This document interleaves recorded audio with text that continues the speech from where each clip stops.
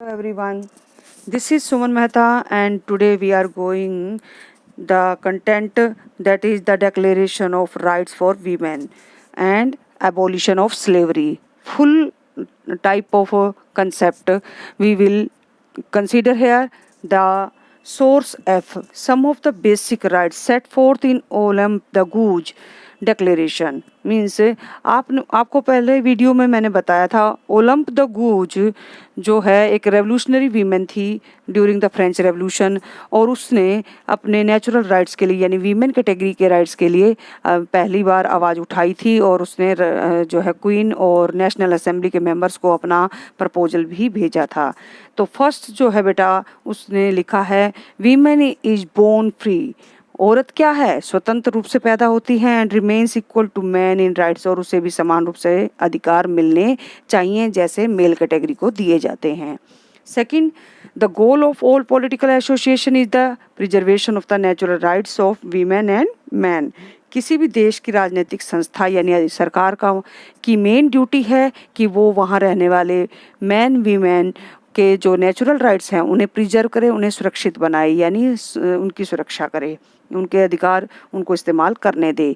These rights are, और वो कौन से अधिकार हैं, वो ये हैं लिबर्टी आज़ादी का अधिकार, प्रॉपर्टी संपत्ति का अधिकार, सुरक्षा का अधिकार, और इससे ज़्यादा ये है कि अगर कुछ गलत डिसीजन सरकार लेती है या फिर कुछ गलत होता हुआ कोई देखता है तो उसका विरोध करने का अधिकार उसे मिलना चाहिए जैसे कि मैन लोगों को होता है, तो वीमेन को भी ऐसे राइट्स दिए जाने चाहिए। थर्ड पॉइंट बेटा, the source of all sovereignty resides in the nation. देश से संबंधित सभी डिसीजंस को लेने का राइट बेटा जो है उस देश की सरकार के हाथों में होता है, which is nothing but the union of man and women. अब इसमें क्या है कि ये जो लॉज वो बनाएगी सरकार या डिसीजन जो भी ले तो वो मैन वीमेन के इंटरेस्ट को ध्यान में रखते हुए ले, यानी उस देश के नागरिकों का हित हो उसमें। Fourth point, the law should be the expression of the general will. कोई भी कानून जो होता है बेटा वो कैसा होना चाहिए, आम आदमी की इच्छा का प्रतीक होना चाहिए, मतलब उसमें सबका जो है एक्सेप्टेंस होना चाहिए।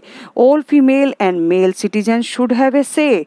हर आदमी और हर औरत नागरिक जो हैं वहाँ के उनको बोलने का अधिकार है या फिर उन्हें अपनी जो है भागीदारी सुनिश्चित करनी चाहिए, ईदर पर्सनली या तो व्यक्तिगत रूप से और bye their representative in the formulation, यानी कोई भी डिसीजन लेने की प्रोसेस में या तो उस देश के नागरिक मैन वीमेन प्रत्यक्ष रूप से भाग लें या फिर अपने प्रतिनिधियों के जरिए भाग लें। It should be the same for all. ये अधिकार सबके लिए समान रूप से होना चाहिए। ये नहीं होना चाहिए कि सिर्फ मेल मेंबर ही गवर्नमेंट फॉर्मुलेशन करें और उसके बाद डिसीजन सारे खुद लें। All female and male citizens are equally entitled to all honours. जितने भी जो सम्मान दिए जाते हैं वो सभी मैन वीमेन को इक्वल बेसिस पर दिए जाने चाहिए, और जितनी भी सरकारी नौकरियां हैं वो भी उनकी मैन वीमेन की एबिलिटी उनके टैलेंट को ध्यान में रखते हुए इक्वली उनको डिस्ट्रीब्यूटेड होने चाहिए। यानी सरकारी नौकरी हो या सम्मान हो, हर इंसान को उसकी योग्यता उसके टैलेंट के बल पर दिया जाना चाहिए, ना कि ये कि वो उसका जेंडर क्या है। नेक्स्ट पॉइंट बेटा, no women is an exception. कोई भी औरत इसका अपवाद नहीं है, यानी कोई भी औरत इसका किसी भी औरत को इसका विरोध नहीं करना चाहिए। अगर वो गिल्टी है, शी इज एक्यूज्ड, अगर वो अपराधी है या उस पर कोई दोष लगाया जाता है तो उसको अरेस्ट किया जाना चाहिए। Arrested and detained in the cases determined by law, और उससे पूछताछ भी वैसे ही होनी चाहिए जैसे मैन लोगों से की जाती है कानून के द्वारा। वीमेन लाइक मैन, औरतों को भी क्या करना चाहिए, पुरुषों की तरह ही ओबे दिस रिगोरियस लॉ, इस कठोर कानून का पालन करना चाहिए। स्टिक जो है लॉ बनाया गया है इसको फॉलो करना चाहिए। अब बेटा मैं नेक्स्ट पेज पर आपको स्लेवरी सिस्टम के एबोलिशन के बारे में पढ़ाने जा रही हूँ। आई थिंक आपको ये भी अच्छे से कंटेंट जो है क्लियर हो जाना चाहिए। तो देखिएगा, one of the most revolutionary social reforms of the Jacobin regime was the abolition of slavery in the French colonies। ज़्यादातर जो है जैकोबिन क्लब ने जो सोशल रिफॉर्म्स किए थे, जो समाज में सुधार के काम किए थे, उनमें सबसे जो मेन इम्पोर्टेंट वर्क था वो था एबोलिशन ऑफ स्लेवरी सिस्टम। इसको आप अंडरलाइन कीजिए बेटा लाइन को। The colonies in the Caribbean islands, बेटा ये फ्रांस के अंडर में उपनिवेश थे कैरिबियन आइलैंड्स, जिनमें शामिल थे मार्टिन क्यू, गोडलोप और डोमिंगो।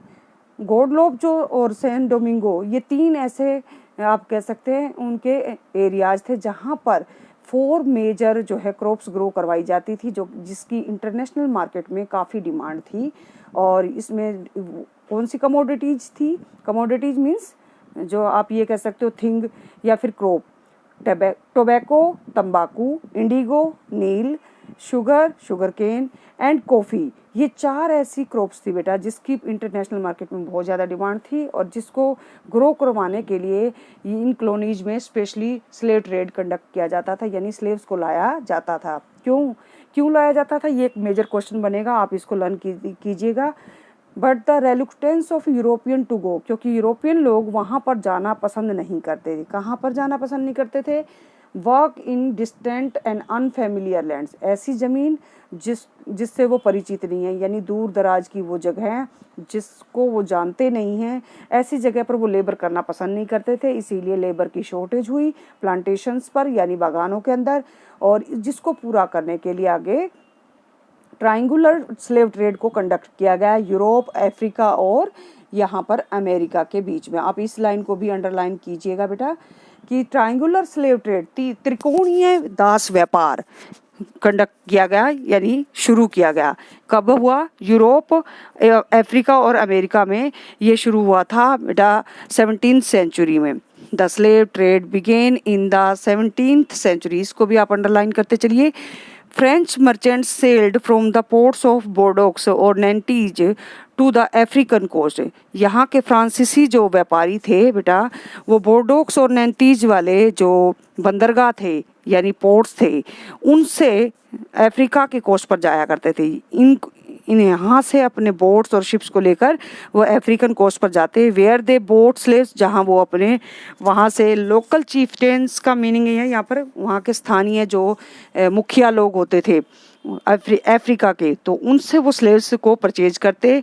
एंड यहाँ पर दिया हुआ वर्ड ब्रांडेड एंड सैकल्ड, उनको क्या किया जाता था? बेड़ियों में जकड़कर और लाया जाता था। The slaves were packed tightly into ships for the 3-month long voyage across the Atlantic to the Caribbean. Atlantic ocean को क्रॉस करके कैरिबियन आइलैंड तक इन जो स्लेव्स को परचेज करके लाया जाता था, और वो भी कैसे? बहुत ही क्रिटिकल सिचुएशन में, यानी कि बहुत जो है टाइटनेस एक रूम में होती थी, बहुत ज़्यादा स्लेव्स को वहाँ पर भर दिया जाता, और वो भी उनको बेड़ियों में जकड़कर, जिससे कि काफ़ी प्रॉब्लम उन्हें फेस करनी पड़ती थी, लेकिन कोई उनकी केयर नहीं करता था। There they were sold to the plantation owner. अब कैरिबियन आइलैंड पर उनको लाकर क्या किया जाता था? प्लांटेशन ओनर यानी बड़े बड़े बागानों के जो मालिक होते थे उनको बेच दिया जाता था। The exploitation of slave labour made it possible to meet the growing demand in European markets for sugar. तो यहाँ पर जो स्लेव्स की लेबर की हेल्प से वो फसलें उगाई जाती थी जिसकी यूरोपियन मार्केट में ज़्यादा डिमांड थी। ये मैं आपको पहले भी बता चुकी हूँ कौन कौन सी फसलें थी। Tobacco, indigo, sugar and coffee, इन सब की नीड्स को कंप्लीट किया जाता था, यानी इन क्रॉप्स को ग्रो करने में ये स्लेव लोग अपना लेबर दिया करते थे। Port cities like Bordeaux and Nantes, बेटा ये इम्पोर्टेंट है in the point of map filling, आपसे पूछा भी जा सकता है। बोर्डोक्स और नैंतीज को आप शो कीजिए मैप के ऊपर, तो बाद में मैं आपको मैप भरना भी सिखाऊंगी। Their economic prosperity to the flourishing slave trade. Bordeaux और जो नैंतीज थे बेटा, इनके यहाँ जो आर्थिक गतिविधियाँ होती थी, यानी ये जो स्लेव ट्रेड होता था, जिसकी वजह से ये जो पोर्ट्स थे बोर्डोक्स और नैंतीज, ये फ्लोरिश हो चुके थे, यानी विकसित हो चुके थे, बहुत पैसा इन्होंने कमा लिया था और प्रोस्पर हो चुके थे, समृद्ध बन चुके थे। Throughout the 18th century, there was a little criticism of slavery in France. अब देखिए बेटा, 17th सेंचुरी में ये व्यापार शुरू हुआ था, 18th सेंचुरी में थोड़ी थोड़ी उसके खिलाफ आवाज़ भी उठने लगी थी। कहाँ पर? फ्रांस में।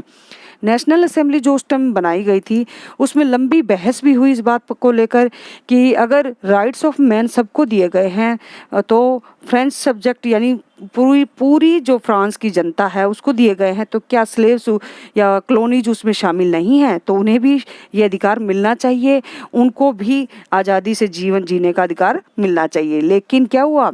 But it did not pass any laws. National assembly इसके खिलाफ कोई भी कानून पास नहीं कर सकी। फियरिंग अपोजिशन, उसको डर था विरोध का। किसका विरोध? कौन विरोध करेगा? फ्रॉम बिजनेसमैन, उन जो है व्यवसायी लोगों से, व्यापारी लोगों से, whose income dependent on the slave trade, जिनका इनकम का मेन सोर्स स्लेव ट्रेड था, यानी दासों को बेचकर ही जो पैसा कमाते थे, ऐसे बिजनेसमैन से उसे डर था कि वो इसको अपोज करेंगे। It was finally the convention which in 1794 legislated to free all slaves. Legislative में जो सबसे मेन डिसीजन लिया गया था स्लेव ट्रेड को एबॉलिश करने का, वो पहली बार कन्वेंशन ने लिया था, जिसको हम जैकोबिन क्लब गवर्नमेंट भी कहते हैं। उसने ये लिया था कि फ्रेंच ओवरसीज पोजीशन में जितने भी स्लेव्स हैं उनको फ्री किया जाए।